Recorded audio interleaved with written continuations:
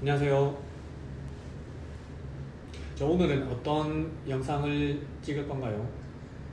오늘은 혼자 소송을 조금 진행하고자 하시는 분들을 위해 전자소송 용법을 알려드리려고 합니다. 네, 그렇습니다. 예전에는 종이로 소장 제출하고 종이로 답변서를 내고 했었는데 요즘에는 전자소송 사이트를 통해서 전자로 손쉽게 이용 가능합니다. 그 방법을 오늘 알려드릴게요. 처음에 딱 들어가게 되시면 로그인하는 탭이 있어요. 먼저 사용자 등록을 해야 이 사이트를 이용 가능한데 공인인증서가 미리 준비되어 있어야 합니다. 공인인증서로 로그인을 해야 되거든요. 소장을 낼 거죠. 그리고 지금 예시로 드는 거는 대여금 청구에서 제가 누군가에게 돈을 3천만 원을 빌려줬는데 그 3천만 원을 받기 위한 대여금 청구해소를 보여드리겠습니다.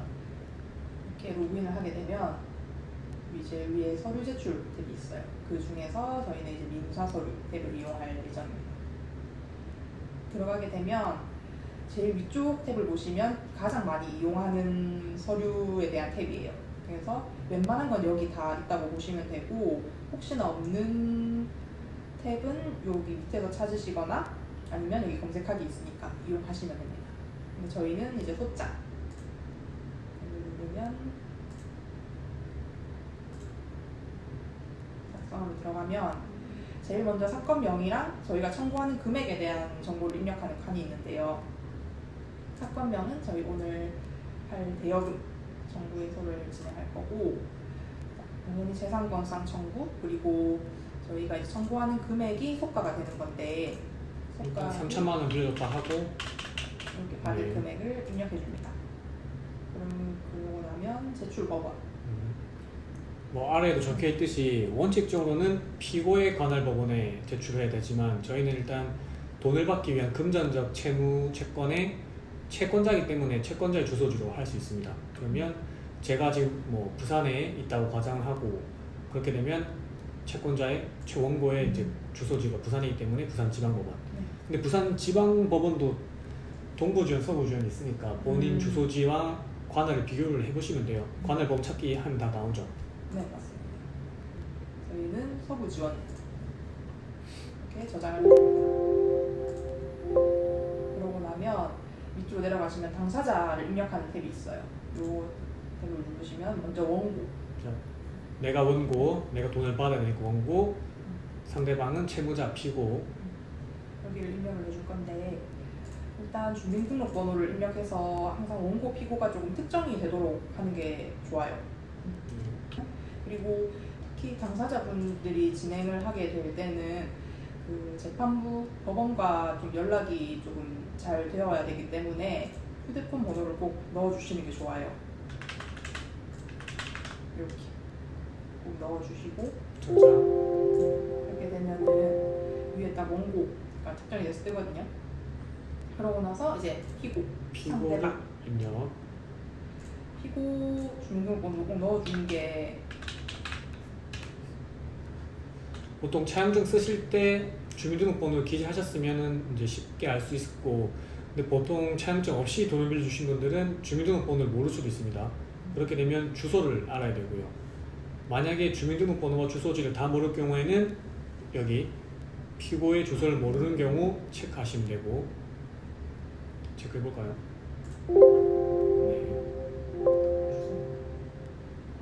일단 주소와 주민등록번호 둘 중에 하나라도 알면 되는 거죠. 그렇죠. 그러나 둘 다 모를 경우에는 사실조회 신청을 하셔야 됩니다. 사실조회 신청을 어떻게 하면 될까요? 이렇게 만약에 주민등록번호나 주소도 전혀 모르는 상태다라고 할 때 연락처, 그 상대방의 연락처를 아는 게 좀 중요해요. 왜냐면 소장을 제출하고 나서 이제 주민등록번호나 주소에 대해서 전혀 모르는 상태이기 때문에 이 상대방의 연락처를 가지고 통신 3사의 사실조회 신청을 할 거예요. 그렇게 되면 이제 피고의 주민등록번호와 주소에 대해서 다 특정이 가능해지는 거죠. 다음으로 이제 청구 취지와 청구 원인을 입력하는 칸이 있어요. 청구 취지가 꼭 여기 써야 되나요? 꼭 한글 파일 첨부하면 되지 않나요? 어떻게 되나요? 간단한 내용이라면 네. 사실 여기 보면 용량이 있거든요. 네네. 간단한 내용이라면 여기 쓰시는 게 편할 수도 있고, 혹시나 한글 파일에 좀 양이 많고 조금 한글 파일에 미리 작성을 해놓은 내용이 있다 하면은 여기 저희 같은 경우는 미리 한글 파일로 작성한 후에 첨부하는 형식으로 내고 있습니다. 그게 또 편하고요. 사실 이게 뭐 작성하다가 중간에 또 뭐 에러 날 수도 있는 부분이고, 청구 취지는 내가 얼마를 받고 뭐 그에 대한 이자는 얼마인지 이런 부분을 기재를 하셔야 돼요. 청구 취지를 미리 이렇게 기재를 해줍니다. 이거는 그냥 예시입니다. 예시라서 이렇게 똑같이 쓰시면 안 돼요. 그 각자의 약정 이자가 있을 거니까.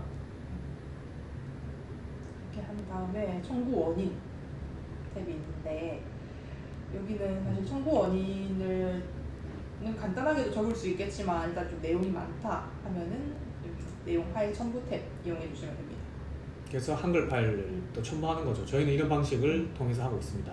직접 기재는 하지 않고요. 그 다음에 첨부를 해주시면 다음으로 증거 서류를 첨부하는 부분이 나오는데요. 여기는 이제 대여금 사건? 대여금 입증할 수 있는 자료, 제일 좋은 게 차용증 있으시면 여기 첨부를 하시고, 차용증이 없더라도 문자 메시지나 카카오톡 대화 내용에 뭐 얼마를 빌려가고 언제까지 갚기로 한다는 내용이 있으면 그 부분 캡처해서 첨부하시면 돼요. 이렇게 해서 첨부하는 법, 뭐 파일 첨부를 누르고 클릭을 하고, 그 다음에 뭐 파일 있으면 선택해서 넣으시면 돼요. 끝. 그죠?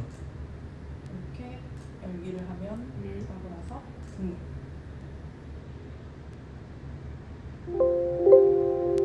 그러면 이 밑에서 정상적으로 등록이 되었는지 확인을 할 수가 있어요. 갑제 1호증이라고 뜨거든요. 원고가 제출한 증거 입증 자료를 갑, 그리고 을이 제출한 피고가 제출한 거를 을 이렇게 분류를 합니다. 차용증이 있다 했을 때 서류명을 수정을 할 수가 있어요. 차용증이라고 입력한 후에 입증서류 저장을 꼭 눌러주셔야 됩니다. 그래야 반영이 되거든요. 밑에 내려가면 첨부 서류 제출이 있어요. 여기 두 가지 중에서 헷갈리지 말았으면 하는 게, 위에는 입증 서류 제출, 즉 증거 자료를 제출하는 탭이고, 밑에 있는 탭은 첨부 서류라고 해서 여기 보시면 알겠지만 증거를 만약에 첨부 서류를 제출을 했다 하면 증거로서의 효력이 없어요.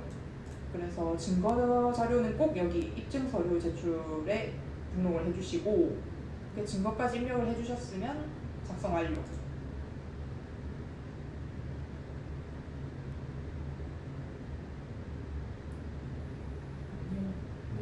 최종적으로 소장 청구 취지와 청구 원인 내용들을 이렇게 다 확인할 수 있습니다. 갑부증을 제출했으면 갑주 1호증, 차용증, 청구 원인, 그리고 청구 취지 이렇게 돼 있고요. 다 이렇게 마지막으로 확인을 했다면 여기에 체크를 하신 후에 확인 탭을 눌러줍니다. 그러면 전자보 인지액과 성단료를 납부할 수 있는 탭이 나오는데, 전자소송이 좀 편한 게 직접 인지액과 성단료를 계산할 필요가 없어요. 저희가 처음에 입력한 소가에 따라서 인지액과 성단료가 계산이 돼서 나오거든요. 이렇게 되면은 저희는 이제 요거대로 납부를 해주면 되죠. 혹시 가상계좌 말고 뭐 신용카드도 가능하고 계좌이체, 휴대폰 소액 결제도 가능하니까 편하신 방법을 이용하시면 될 것 같아요. 최종 납부 금액 17만 7천 원. 이게 이제 피고 1명 그리고 받아야 할 돈 3천만 원이란 전제하에 이 정도 금액이 나옵니다. 더 많은 돈 1억, 2억, 3억 청구하시게 되고, 피고가 2명, 3명, 4명이 되면 금액이 당연히 올라가겠죠. 법원, 그리고 사건명, 속가, 원고, 피고 다 확인해 주시고, 네. 다 맞는 걸 확인하셨다면은 제출. 그리고 제출. 제출 눌러주면 공인인증서 마지막 비밀번호를 비밀번호만 눌러주면 끝. 그러면 자동 제출이 되는 거죠. 끝. 간단하네요. 보통 대여금 청구 부분은 소장을 내용을 작성하셨을 거예요. 뭐 차용증을 제출하든 뭐 언제 청구 원인을 적든 다 하셨고, 아마 제출하는 걸 이제 어떻게 하시는지 모를 걸 이제 대비해서 저희가 이 영상을 만들었습니다. 뭐 더 필요한 건 없는 거죠, 그럼 이 상태에서. 일단 소장 접수는 그 제출 탭을 누름과 동시에 끝이 나기 때문에 사실 그 뒤 절차는 네. 네. 그렇다고 하네요. 자, 이 영상이 도움이 되셨으면 좋아요, 구독 눌러주세요. 감사합니다.